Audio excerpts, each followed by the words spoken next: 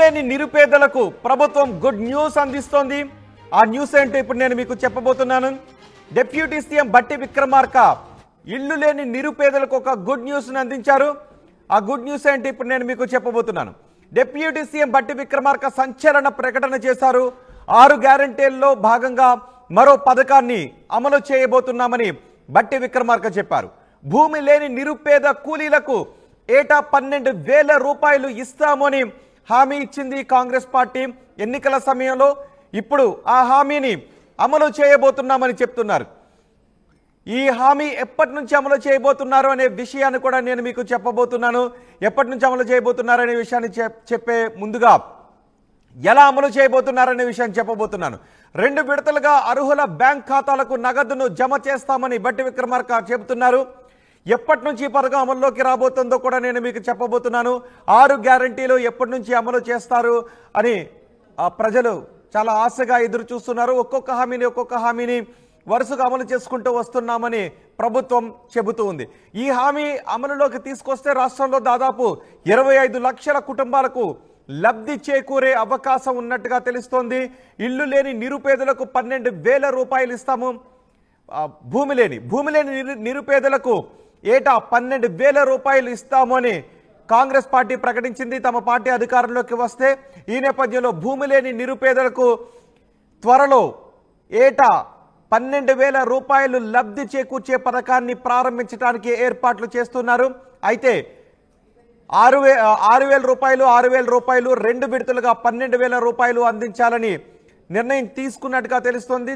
రాష్ట్రంలో దాదాపు ఈ పథకం ద్వారా 25 లక్షల కుటుంబాలకు లబ్ధి చేకూరే అవకాశం కనిపిస్తోంది. భూమి లేని నిరుపేదలకు ఏటా 12,000 రూపాయలు అందించే కార్యక్రమానికి, సంక్షేమ కార్యక్రమానికి అమలుకు ప్రభుత్వం శ్రీకారం చుట్టబోతోంది. దీని గురించి బట్టి విక్రమార్క, డిప్యూటీ సీఎం బట్టి విక్రమార్క ప్రకటన చేశారు. మా ప్రతినిధి మధు మనకి అందుబాటులో ఉన్నారు పూర్తి సమాచారం అందించడానికి. మధు, ఎప్పటి నుంచి ఈ పథకం అమలులోకి రాబోతోంది? ఎగ్జాక్ట్లీ ఈ నెల 28వ తారీఖు నుంచి ఈ పథకాన్ని అమలు చేయనున్నట్టుగా బట్టి విక్రమార్క ఖమ్మంలో మాట్లాడుతూ చెప్పారు. మొత్తం 2 విడతలుగా ఈ పథకాన్ని అమలు చేయనున్నట్టుగా చెప్పారు. మొదటి విడత కింద 6,000 రూపాయలు జమ చేయనున్నాము అనేటువంటి ఒక స్టేట్మెంట్ చేశారు. కొద్దిసేపటి క్రితమే ఆయన ఖమ్మం సంబంధించినటువంటి జిల్లాలో మాట్లాడుతూ, మేము ఇక్కడ పేదలకు, రైతు కూలీలకు సంబంధించి ఇప్పటికే అనేక కార్యక్రమాలు చేపట్టింది రాష్ట్ర ప్రభుత్వం అనేటువంటి చెప్పారు. 50,000 కోట్లకు పైగా రూపాయలు ఇప్పటికే ఖర్చు చేసింది ఏడాది కాలంలోనే అనేటువంటిది చెప్పారు. కంపేర్ చేశారు గత ప్రభుత్వాన్ని. 10 సంవత్సరాలు ఉన్నటువంటి బీఆర్ఎస్ ఇంతవరకు ఏమీ చేయలేకపోయింది, మేము 1 year లోనే ఇంత ఖర్చు పెట్టామని చెప్పారు. అయితే కాంగ్రెస్ పార్టీ ఆవిర్భావ దినోత్సవం ఉంది డిసెంబర్ 28న. సో అదే రోజు ఈ పథకాన్ని అమలు చేయడానికి రాష్ట్ర ప్రభుత్వం నిర్ణయంగా తీసుకుంది. 2 విడతలుగా బ్యాంకులో నగదు జమ అయినున్నారు. మొదటగా 6,000. మొత్తం ఈ రకంగా చూస్తే రాష్ట్ర వ్యాప్తంగా 25 లక్షల కుటుంబాలకి లబ్ధి చేకూర్చే అవకాశం ఉంది అనేటువంటిది ఆయన స్టేట్మెంట్ చేశారు. కేవలం ఇక్కడనే కాదు, ఇంకా అనేక కార్యక్రమాలు తీసుకున్నాము. కేవలం రైతు సంక్షేమంతో పాటు రాష్ట్ర అభివృద్ధికి సంబంధించినటువంటి విషయంలో పరిశ్రమల విస్తరణ కోసం కావచ్చు, కొత్తగూడెం, రామగుండం, ఆదిలాబాద్, వరంగల్ కి సంబంధించినటువంటి విమానాశ్రయాల ఏర్పాటు కావచ్చు, ఫ్యూచర్ ని దృష్టిలో పెట్టుకొని తర్వాత హైదరాబాద్ కే చాలా అత్యంత ప్రతిష్టాత్మకంగా భావిస్తున్నటువంటి మూసీ పునరుజ్జీవ కార్యక్రమం కావచ్చు, దాంతో పాటు అన్ని జిల్లాలను కలుపుతూ ఇప్పుడున్నటువంటి ORR ను కలుపుతూ రీజనల్ రింగ్ రోడ్ RRR ను నిర్మించబోతా ఉన్నాం. ఇప్పటికి దానికి సంబంధించినటువంటి ప్రక్రియ పూర్తవుతా ఉంది. దాంతో పాటు outer ring road, regional ring road మధ్యన ఇండస్ట్రియల్ ఏర్పాటు చేయబోతా ఉన్నాం. ఇండస్ట్రియలిస్ట్ హౌసింగ్ క్లస్టర్ ఏర్పాటు చేయబోతా ఉన్నాం. సో ఫ్యూచర్ ను దృష్టిలో పెట్టుకొని, దానున్న జనాభాను దృష్టిలో పెట్టుకుని వాటన్నిటిని ఏర్పాటు చేయడానికి సిద్ధంగా ఉందని చెప్తూనే, ముఖ్యంగా రైతు కూలీలకు సంబంధించినటువంటి విషయంలో, భూమి లేని నిరుపేదలకు సంబంధించినటువంటి విషయంలో 6,000 రూపాయలు ఇస్తామన్నటువంటి హామీని అమలు చేయబోతా ఉన్నాం. రైతు భరోసా నిధులను కూడా అమలు చేయబోతా ఉన్నాం. రేపు వచ్చేటువంటి సంక్రాంతి నుంచి ఇవన్నీ అమలు చేయబోతా ఉన్నాం. ప్రతిపక్షాలు ముఖ్యంగా బీఆర్ఎస్ కావాలని ప్రజలను తప్పుదోవ పట్టిస్తుంది. వారి తప్పుడు సమాచారాన్ని ప్రజలకు వివరించే ప్రయత్నం చేస్తా ఉంది.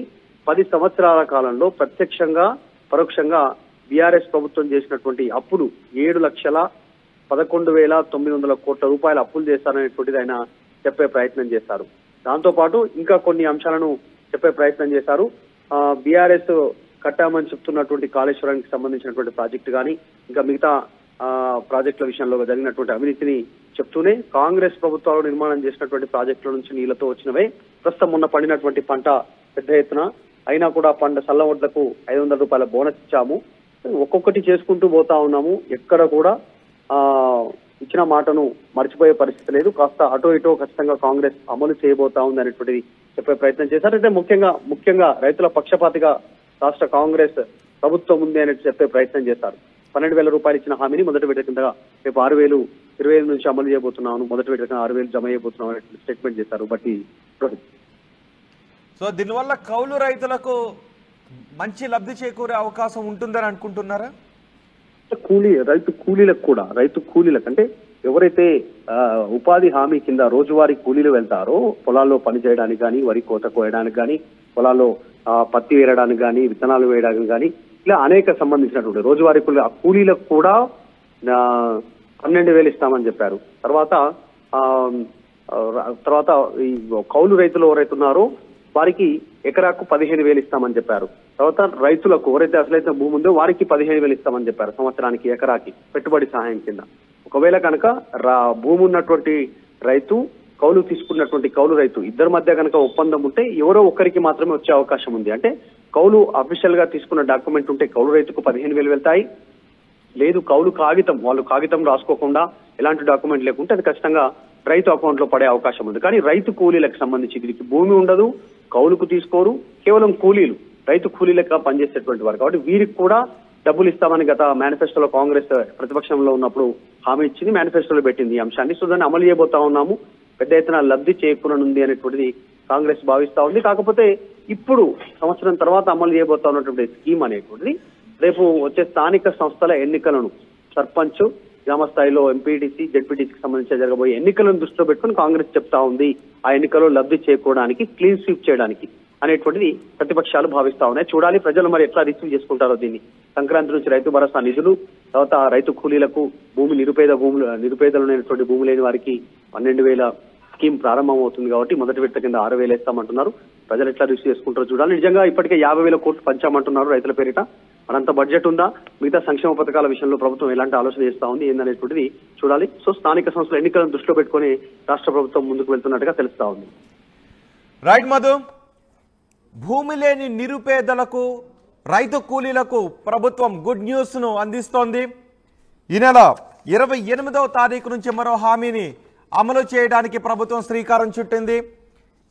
భూమి లేని నిరుపేదలకు, రైతు కూలీలకు 12,000 రూపాయలు అందిస్తామని ఎన్నికల సమయంలో ఇచ్చిన హామీని ఇప్పుడు అమలు చేయడానికి ప్రభుత్వం ముందుకు వెళ్తోంది. డిసెంబర్ 28న కాంగ్రెస్ పార్టీ ఆవిర్భావ దినోత్సవం. ఆ ఆవిర్భావ దినోత్సవం రోజు నుంచి పథకాన్ని అమలు చేయడానికి నిర్ణయం తీసుకున్నారు. దీనివల్ల 25 లక్షల కుటుంబాలకు లబ్ధి చేకూరే అవకాశం ఉంటుంది అని చెప్తున్నారు. ఇప్పటికే హామీలను అమలు చేయడం లేదు అంటూ బీఆర్ఎస్ కాంగ్రెస్ పై విమర్శలు చేస్తోంది. ఈ నేపథ్యంలో ఒక్కొక్క హామీని మేము అమలు చేస్తున్నాము అని ఇటు కాంగ్రెస్ పార్టీ కూడా చెప్తూ వస్తోంది. ఇప్పుడు కాంగ్రెస్ పార్టీ రేపు 25వ తారీఖు నుంచి అమలు చేయబోయే ఈ హామీ ద్వారా 25 లక్షల మందికి లబ్ధి చేకూరే అవకాశం ఉంటుందని తెలుస్తోంది. భూమి లేని నిరుపేద రైతు కూలీలకు ఈ పథకం ద్వారా లబ్ధి చేకూరుతుందని చెప్తున్నారు. సో ఈ పథకం ఈ నెల 28వ తారీఖు నుంచి అందుబాటులోకి రాబోతోంది. ఈ పథకం అమలుకి రాబోతున్న నేపథ్యంలో మీరేమనుకుంటున్నారు? మీ అభిప్రాయాన్ని కమెంట్ బాక్స్ లో తెలియజేయండి. భూమి లేని నిరుపేద ప్రజల గురించి కూడా ఆలోచన చేస్తాం. ల్యాండ్లెస్ పూర్, వాళ్ళకు కూడా ల్యాండ్లెస్ పూర్ కి కుటుంబానికి 12,000 రూపాయలు ఇస్తామని చెప్పాం సంవత్సరానికి. ఎందుకంటే మనం అసలు భూమి లేని వాళ్ళకు కూడా చేయాలి. మేము చెప్తా ఉన్నాం, దానికి కూడా మేము వెనకడుగు వేయట్లేదు. ల్యాండ్లెస్ పూర్, ఈ రాష్ట్రంలో ఉన్నటువంటి భూమి లేని నిరుపేద కుటుంబ అందరికీ ఇదే నెల డిసెంబర్ అఖిల భారత కాంగ్రెస్ కమిటీ దేశ స్వాతంత్రం కోసం ఆవిర్భించినటువంటి పార్టీ, తెల్లవాళ్ల బ్రిటిష్ వాళ్ల చేతుల్లో నలిగిపోతున్నటువంటి ఈ జాతికి విముక్తి కలిగించడం కోసం ఆనాడు అఖిల భారత కాంగ్రెస్ కమిటీ ఉద్భవించినటువంటి రోజు డిసెంబర్ 28, 1885. ఆ డిసెంబర్ 28, ఈ నెల 28 నాడు ఆ పార్టీ ఆవిర్భావోత్సవం రోజు పేద ప్రజల కోసం ఈ దేశం కోసం ఆలోచన చేసే పార్టీ కాబట్టి ఆ డిసెంబర్ 28 నాడు ఆ ల్యాండ్లెస్ పూర్ కూడా మేము ప్రతి కుటుంబానికి 12,000 రూపాయలు 2 ఇన్స్టాల్మెంట్స్ లో ఇస్తా అని చెప్పాం సంవత్సరానికి. మొదటి ఇన్స్టాల్మెంట్ 28వ తారీఖు నాడు వేయబోతాం.